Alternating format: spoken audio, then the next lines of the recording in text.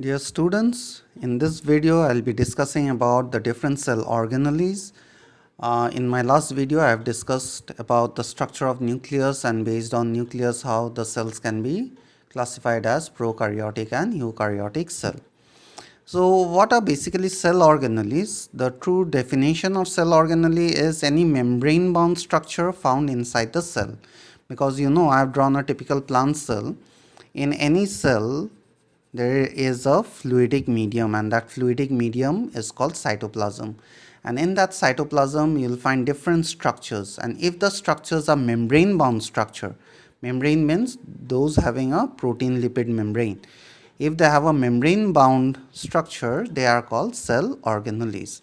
So in this video I'll be discussing about structure of endoplasmic reticulum, Golgi bodies, lysosome, mitochondria, plastid, vacuoles. So to begin with, the first I have drawn overall the different organelles, how they are located in inside a plant cell. There's a typical plant cell which I have drawn. There's the nucleus.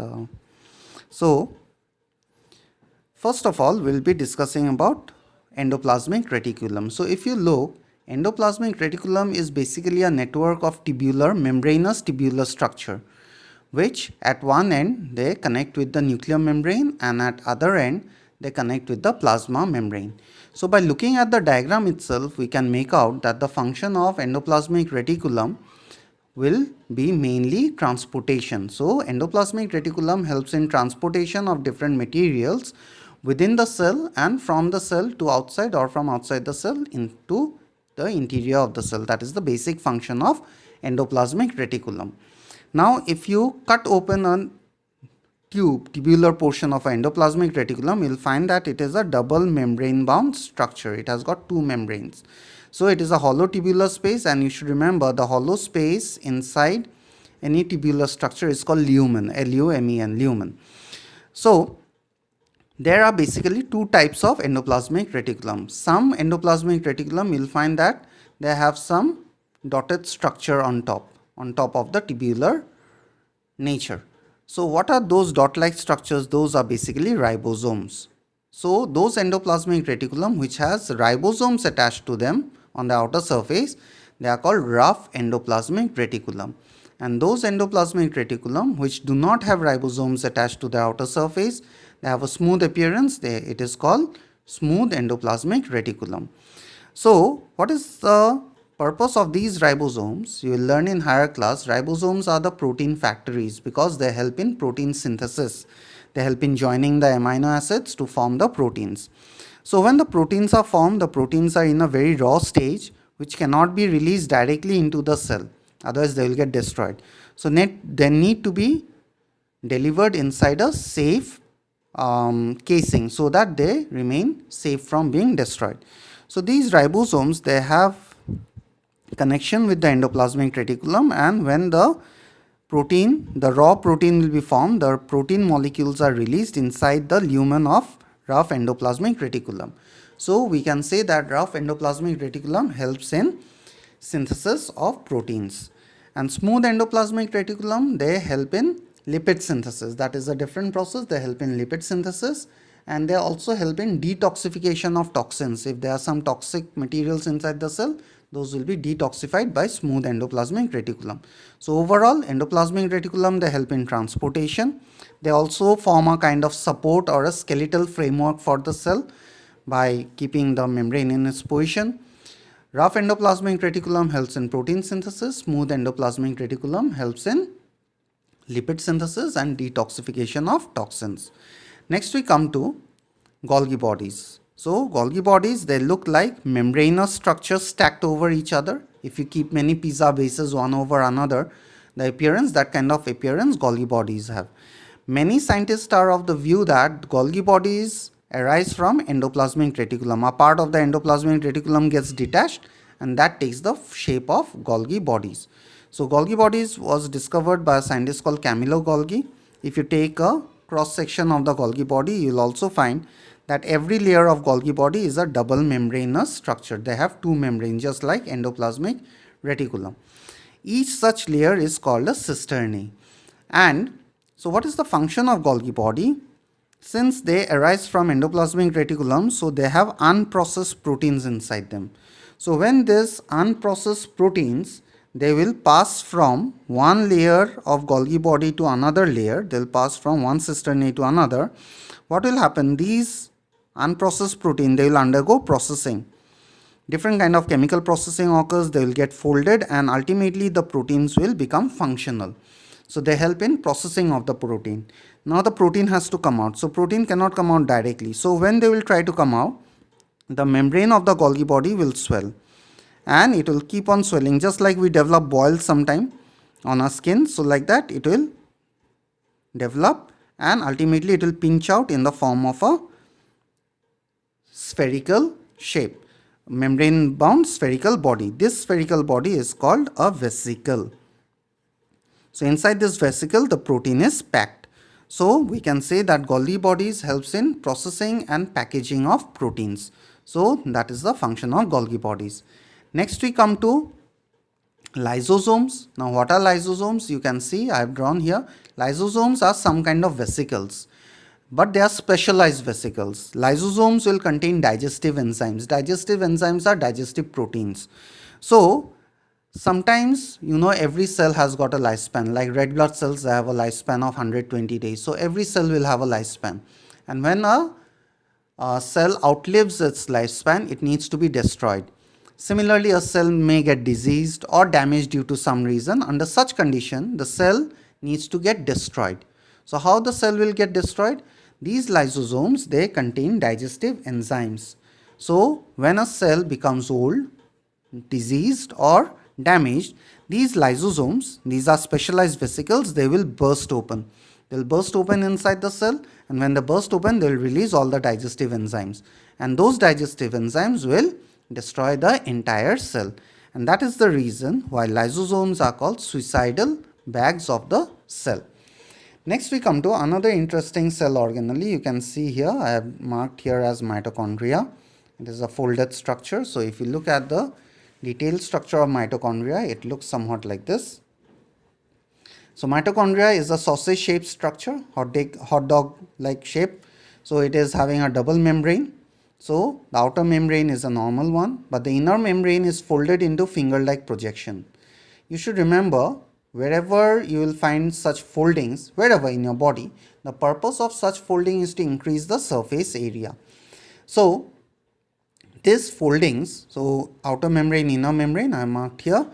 The foldings are called cristae, C-R-I-S-T-A-E, cristae. So, and in this cristae, you'll find some knob-like structure, lollipop or knob-like structure. These are called F1 particles. Along with that, inside the mitochondria, there is a fluidic medium. That fluidic medium is called matrix. And in that matrix, you'll also find ribosomes, and you'll find a circular DNA. So that's the structure of mitochondrion, a mitochondria. Mitochondria is plural, mitochondrion is singular. So what is the function of mitochondria? Now you have learned that from food we get energy. So how will we get energy from food?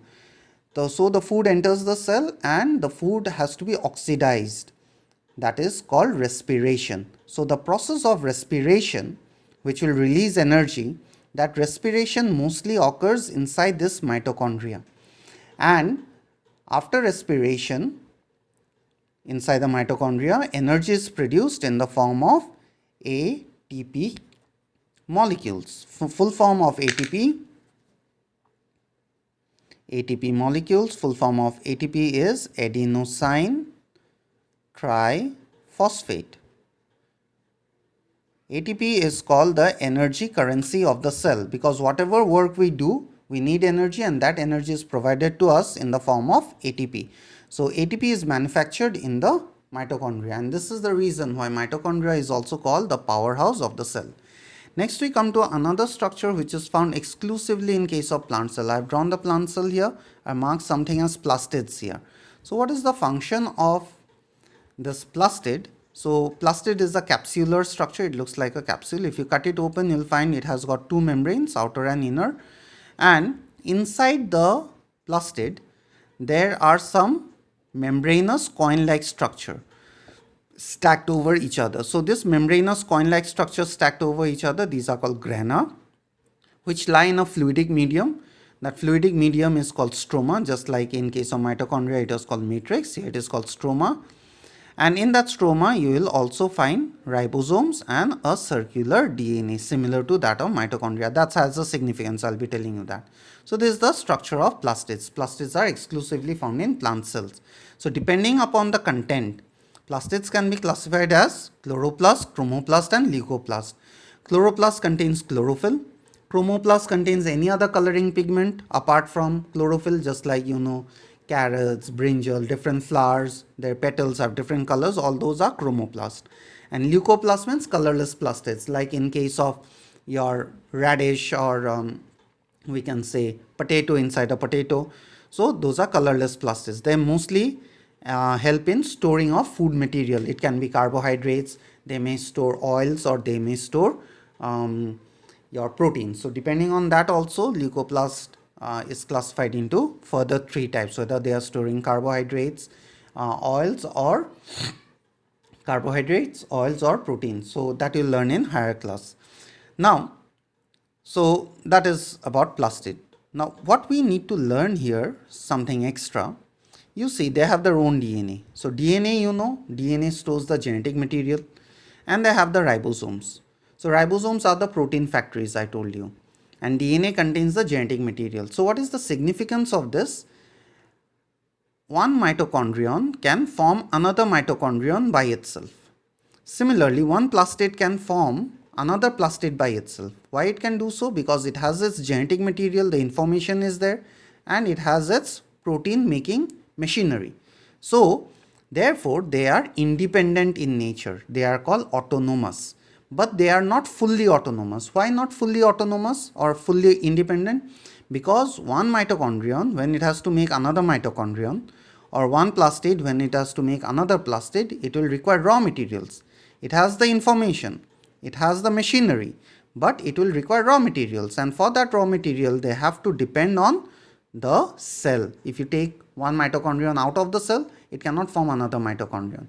So since for raw materials they have to depend on cell, therefore the mitochondrion and the plastids, they are given a term, they are called semi-autonomous cell organelle. Autonomous means they are independent, but they are not totally independent, because they have the information to make another of their type.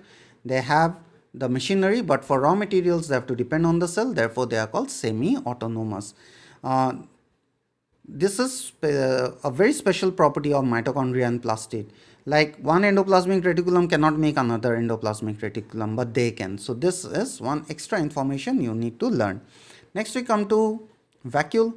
So in plant cell, I told you the vacuole occupies around 50 to 80% of the cell volume. That's why the nucleus in most plant cell and mature plant cell are towards the periphery.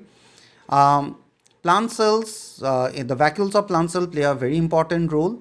The membrane of the plant cell vacuum is called tonoplast, and inside they have a fluidic medium which is called cell sap. In this cell sap, the main component is water. Along with water, there are different salts, stored food material, it can be excretory waste, different things may be present in the cell sap. Cell sap helps the plant cell to maintain the osmotic balance, because you see animals can move away from a unsuitable condition. Suppose it is raining outside and it is acid rain, so animals can take shelter, but plants cannot take shelter. Similarly, like soil, the soil has become acidic or soil has become basic. There is too much of salt in the soil. So if we are given too much of salt, we will simply discard that food. But plants cannot do that, because plants cannot move away from a place. So they have to adjust their osmotic balance in order to survive. So that maintenance of osmotic balance of the plant cell is done by the vacuole. However, in animal cell, since animals can move around from one place to another avoiding harmful condition, therefore vacuoles are not so important. So in most of the animal cells, you will not find vacuole. If they are present, we generally find vacuoles in lower animals, like lower organisms like amoeba and all. Vacuoles may be in the form of food vacuole, it can be gas vacuole, it can be excretory vacuole. Different types of vacuoles may be present. They are smaller in size and they may or may not be present. So these are the overall cell organelles which are present. There is one more cell organelle which is called the centriole. Centriole, the cell organelle, it contains two rod-like structure. These are the centrioles, and overall the structure is called centrosome. This cell organelle is found, now these two rod-like centrioles are found at right angle to each other. Together they are called centrosome. These are exclusively found in your animal cell. And what is the role of centrosome? Centrosome helps in cell division. When cell division occurs in animal cells, some fibers needs to be formed. So these fiber formation is held by centrioles, which are part of centrosome. So this is found in animal cells, just like plastids are found in plant cells. So overall, this is the discussion on cell organelles. In my next video, I'll be discussing about cell division, how the cells divide. There are two processes, mitosis and meiosis, that is part of class 9 syllabus. Little bit is there, but I'll try to explain to you according to your level. Thank you.